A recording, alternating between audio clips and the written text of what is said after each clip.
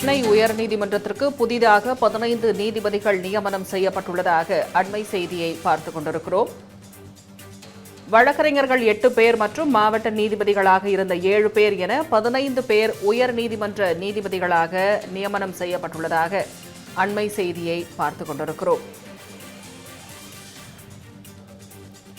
மேலும் விவரங்களை பதிவு செய்வதற்காக நமது செய்தியாளர் செந்தில்குட்டி இணைப்பில் இருக்கிறார். வணக்கம் செந்தில்குட்டி. வழக்கறிஞர்கள் தற்போது நீதிபதிகளாக நியமிக்கப்பட்டுள்ளனர். யாரெல்லாம் நியமிக்கப்பட்டுள்ளார்கள்? முழுமையான விவரங்களை பதிவு செய்யலாம். சென்னை உயர்நீதிமன்றத்துல காலியாக உள்ள நீதிபதிகள் காலி பணியிடங்களை நிரப்பும் வகையில 19 பேரை நீதிபதிகளாக நியமிக்க கடந்த மே மாதம் உச்சநீதிமன்ற கொலிஜியம் ஒரு பரிந்துரையை அளித்திருந்தது. அந்த பரிந்துரையை ஏற்றுக்கொண்ட குடியரசுத் தலைவர் பரிந்துரைக்கப்பட்ட 19 பேரில் 15 பேரை சென்னை உயர்நீதிமன்ற நீதிபதிகளாக நியமித்து உத்தரவிட்டிருக்கிறார். இவர்களில் வழக்கறிஞர்கள் 8 பேர் மற்றும் மாவட்ட நீதிபதிகளாக இருந்தவர்கள் 7 பேர் என மொத்தம் 15 பேர் நியமிக்கப்பட்டிருக்கிறார்கள்.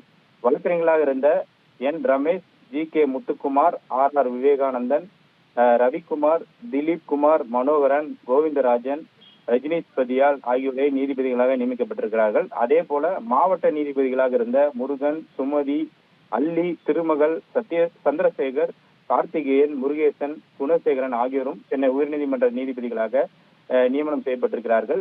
இதன் மூலம் சென்னை உயர்நீதிமன்ற நீதிபதிகளின் எண்ணிக்கை 66ஆக உயர்ந்து காலி பணியிடங்களின் எண்ணிக்கை 9ஆக குறைந்திருக்கிறது. விவரங்களுக்கு நன்றி செந்தில்குட்டி.